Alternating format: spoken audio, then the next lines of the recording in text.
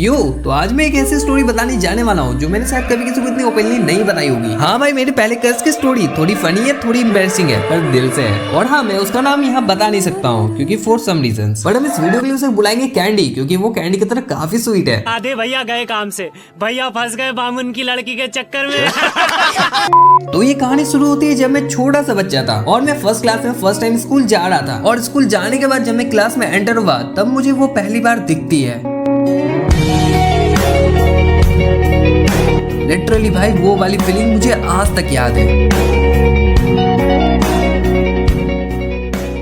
तो मैं और मेरी क्लास 1 से लेकर क्लास 4 तक एक ही स्कूल में थे और उस स्कूल के टाइम में मैंने उससे कभी भी आज तक अच्छे से बात भी नहीं की थी, क्योंकि मैं थोड़ा सा इंट्रोवर्ट पर्सन टाइप का था। देखो, मुझे बचपन की याद तो ज्यादा याद नहीं है, बट जितनी याद थी मैंने तुम्हें बता दी। बट क्लास 4 के एंड में आते आते हम दोनों स्कूल अपना चेंज कर लेते हैं और जब मैं दूसरे स्कूल आया तो मैं कुछ मंथ बाद उसे बहुत ही मिस करने लगा था। तो मुझे उस टाइम पता नहीं था कि इस फीलिंग को क्या कहते हैं और ये सब क्यों हो रहा है मेरे साथ। पर ये धीरे धीरे ये फीलिंग बढ़ती जा रही थी और जब मैं 6-7 क्लास में आया तो ये चुलबुलाहट मेरी बहुत ही ज्यादा बढ़ गई। और अब मैं अपने स्कूल के क्लासेस के बीच में पढ़ते पढ़ते उसे याद करने लगता। उसकी फेस, उसकी पुरानी बातें, उसका ड्रेसिंग सेंस, मुझे सब कुछ याद करता और इस टाइप के एडिट्स मैं अपने मन में इमेजिन करने लगता।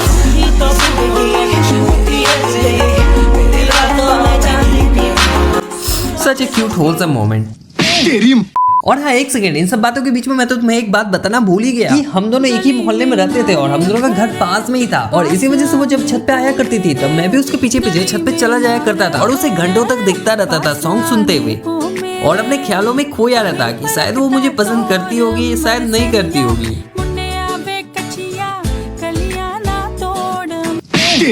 और हाँ, जब वो रोड पे मुझे कभी दिख जाती तो मैं उसके पास से जाया करता और सोचता था बात करने की, but as an introvert person मुझसे ये नहीं हो पाता था। और हर बार मैं सोचता कि अगले दिन मैं पक्का बात करूंगा, ये करूंगा, वो करूंगा, बट सामने जाते ही मेरी फट जाती थी। तो ऐसे करते करते हम दोनों 9th में आ जाते हैं और इस बार फाइनली भगवान ने मेरे एफर्ट्स देखकर मुझे एक मौका दे ही दिया। तो सच है कि भगवान है। Finally God, thank you. तो इस बार हमारे घर के बगल में एक कोचिंग था जहाँ एक चुंगू सर पढ़ाते थे और मैं जब वहाँ कोचिंग गया तो मुझे वो काफी बोरिंग लगा और ये सर तो और बोरिंग। और मैं बस ऐसे दिन काटता था और मैं सोचता था कि कब मैं यहाँ से भाग जाऊँ। लेकिन एक दिन जब मैं अपना सरा सा फेस उठाकर उस कोचिंग में जाता हूँ तब मैं वहाँ पे देखता हूँ कैंडी है और उसकी बड़ी बहन भी। तो मैंने जब ये देखा तो मैं अंदर ही अंदर बहुत ही खुश होने लगा था और मेरे मन में लड्डू फूटने लगे थे।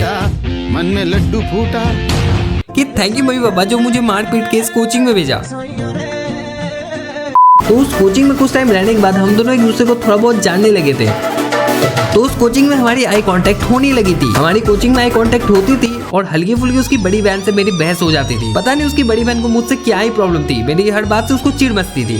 जब इसको मुंह देखते हैं तब हमको बीपी लो हो जाता है। तो उस कोचिंग में पढ़ते पढ़ते हम एक दूसरे को रोज देखते थे पर कभी भी बातें नहीं हो पाती थी। और जब 9th क्लास का एंड टाइम आया तो हम सब ने सोचा कि इस कोचिंग को छोड़कर कोई 10th में अच्छा कोचिंग पकड़े, क्योंकि इन सर से कौन 10th पढ़े भाई। इतना चुभने लगा हूँ सबको, छुरा तो नहीं हूँ। तो 9th के फाइनल एग्जाम होने के बाद हम सब दूसरे कोचिंग जाने वाले थे। तो इस बार लास्ट टाइम मैंने बहुत ही हिम्मत जुटाकर फाइनली उससे बात कर ही ली कि कैंडी तुम पढ़ने में बहुत ही अच्छी हो, क्या तुम्हारे नोट्स मुझे मिल सकते हैं क्या? हक दिया। लिटरली भाई मैंने इसे यही बोला था। ये वाला मोमेंट याद करके मैं सोचता हूँ कि काश मैं पास में जाकर अपने आप को थपड़ा सकता। पर ये छोटी सी कॉन्वर्सेशन को लेके मैं 2 दिन तक अच्छे से सो नहीं पाया था। मैं 2 दिन से बस यही सोचा था कि यार मैंने इससे बात कर ली, ओ माय गॉड ये मैं कैसे कर सकता हूँ भाई, मैं हूँ यार, मैंने ये कैसे कर लिया, ये मेरे बस की बात नहीं थी फिर भी मैंने ये कैसे कर लिया। कहीं मुझ में सुपर पावर तो नहीं, मतलब कुछ ज्यादा स्मार्ट हो क्या मैं? भाई साहब कुछ ज्यादा नहीं हो गया, मतलब कुछ भी। Sorry now coming to the topic. तो वो अपनी 10th की कोचिंग पकड़ लेती है और मैं अभी तक कोचिंग नहीं पकड़ा था और मेरे अंदर ना एक चुल मचती है कि क्यों ना इसको पता क्या जाए कि ये कोचिंग कहाँ पड़ती है। तो मैंने इधर उधर के दोस्तों से पता लगाया और उसकी कोचिंग में मैंने एडमिशन ली और मैं वहाँ ट्रायल के लिए एक दिन गया, वो भी सुबह 5 बजे उठकर। और ऐसे ही कुछ दिन मैं अपने घर की दीवारें फान कर 5 बजे उठकर उसके लिए कोचिंग जाया करता था। कोचिंग का मुझसे देखने ज्यादा जाया करता था, लेकिन 2-3 दिनों बाद मेरी इन हरकतों से कुछ बच्चों को शक होने लगा था। तो मैंने वो कोचिंग अपने दिल पे पत्थर रखकर छोड़ दिया। मैंने कोचिंग छोड़ दी, मेरी मेहनत तो बेकार गई पर उम्मीद नहीं टूटी और मैं कोशिश करता रहूंगा आखिरी सांस तक। आखिरी सांस तक। वैसे यहाँ पे स्टोरी में एक बहुत बड़ा ट्विस्ट आता है कि मेरा एक दोस्त है और कैंडी की एक छोटी बहन है, दोनों सेम ही स्कूल में पढ़ते हैं। और एक दिन मैंने मजाक मजाक में अपने दोस्त को बोल दिया कि देखना भाई मैं उस लड़की को पसंद करता हूँ, क्या तू कुछ हेल्प कर सकता है इस मामले में। पता है ये बात मैंने उसे बस मजाक में बोली थी, एज ए फन वे में, पर उस साले ने इस बात को सीरियसली ले लिया और वो जाके ये बात उसकी बहन को बोल भी देता है। थोड़ी सी इज्जत देकर दो बातें क्या कर रही, सर पे चढ़ के फूंक रहा है। और उसकी बहन ये सब बातें कैंडी को जाके बता देती है। मुझे पता नहीं इस बात में उसे गुस्सा आया होगा या नहीं, पर उसकी बड़ी बहन को इस बात में बहुत ही ज्यादा गुस्सा आया। पता नहीं यार मुझसे क्यों चिढ़ते रहती थी कि मैंने कौन सी उसकी दादी को इतना छप्पर से धक्का दे दिया था। जलवा है हमारा।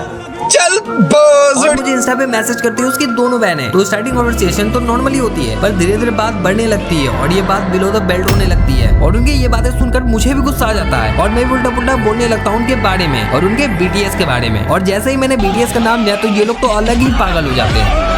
अब ये लोग मुझे मारने की धमकी देने लगते हैं। ऐसे हालात में बेहतर यही है अपने जज्बात को काबू में रखकर अपने कदम पीछे हटा ले। लेकिन अपन उस टाइम सिग्मा बन गया था। अगर वो लोग कुछ मैसेज करते तो उसका मैं सेवेज रिप्लाई देता और कभी कभार तो मैं उनका मैसेज सीन करके छोड़ देता।